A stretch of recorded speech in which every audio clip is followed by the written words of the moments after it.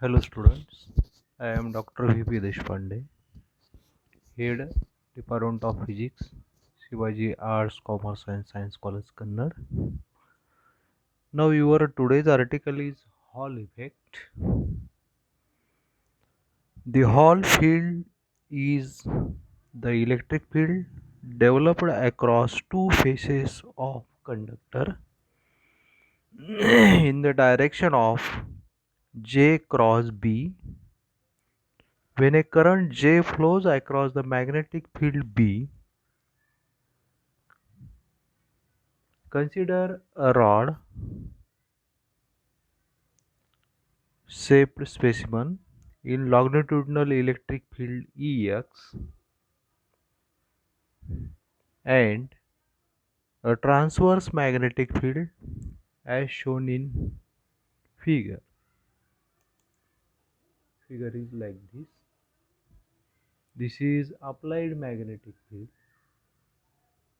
This is rod shaped specimen and Jx is the current flowing in the specimen rod and it is applied magnetic field in this direction, BZ direction. Then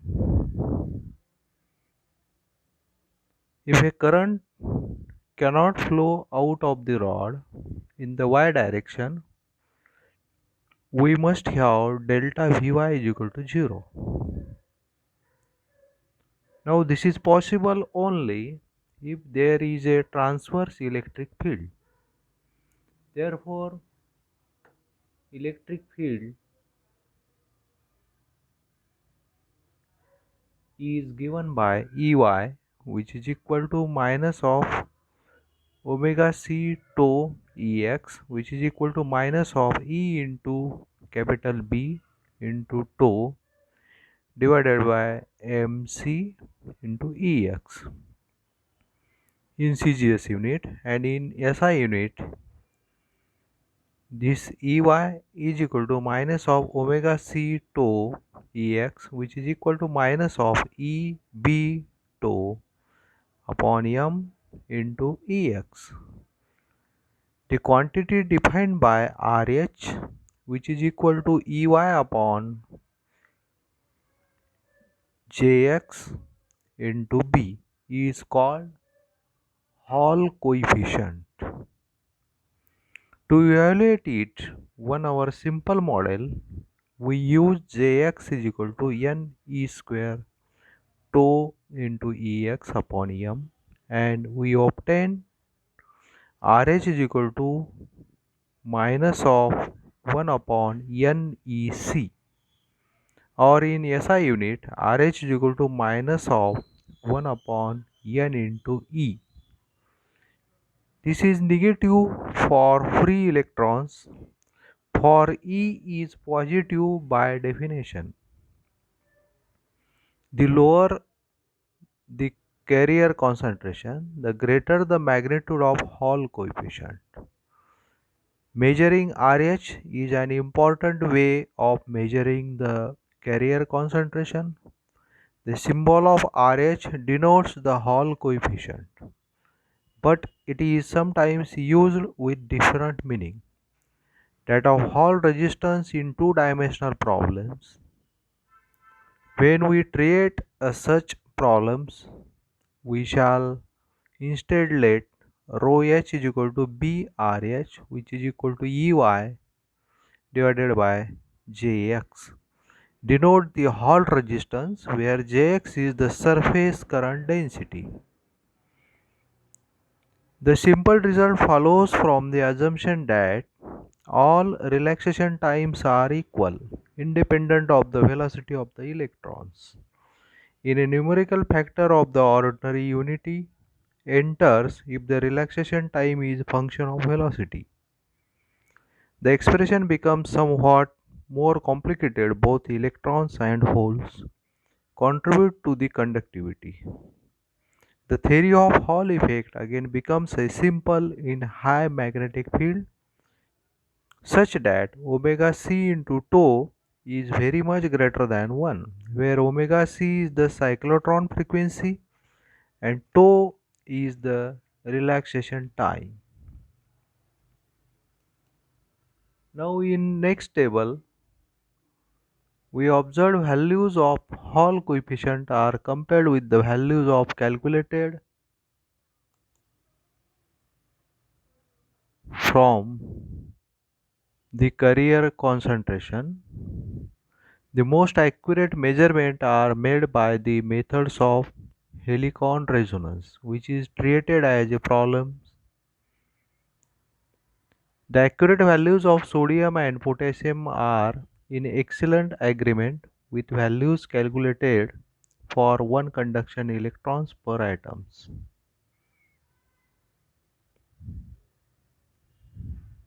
The problems for such it is a positive sign arises also for beryllium and arsenic in the table. Reviewing early work on the Hall effect, Lawrence wrote, "It seems to prove that we must imagine two kinds of free electrons, the motion of positive ones predominating in one body and that of negative one in the other. The motion of carriers of apparent positive signs, which we now call holes, cannot be explained by the free electrons Fermi gas, but demands the energy band theory." Now, thermal conductivity of metals. We know the expression of K is equal to, that is thermal conductivity, 1 by 3 CV into C into V into L. For the thermal conductivity of the particles, velocity V, heat capacity is C per unit volume, and mean free path is L.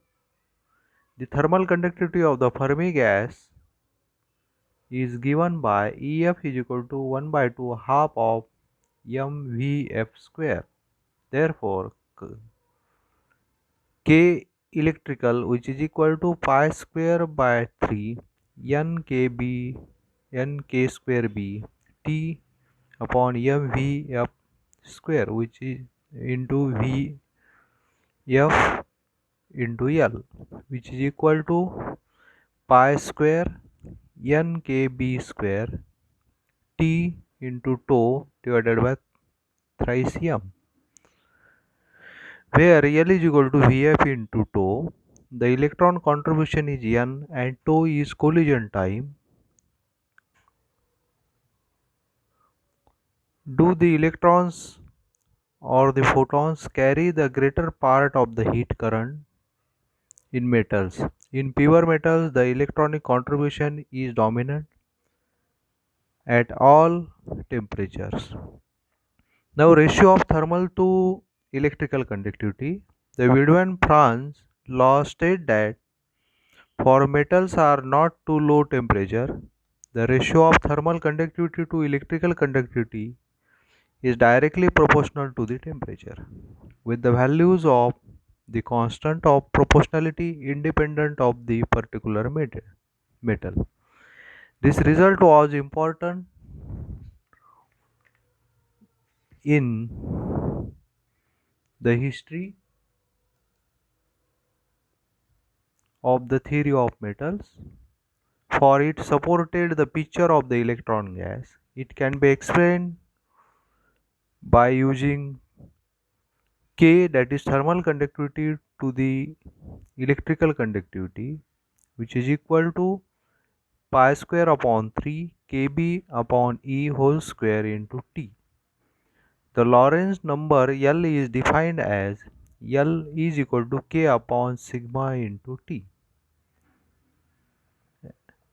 and value of L is equal to 2.72 into 10 to the power minus 13 ESU per degree square.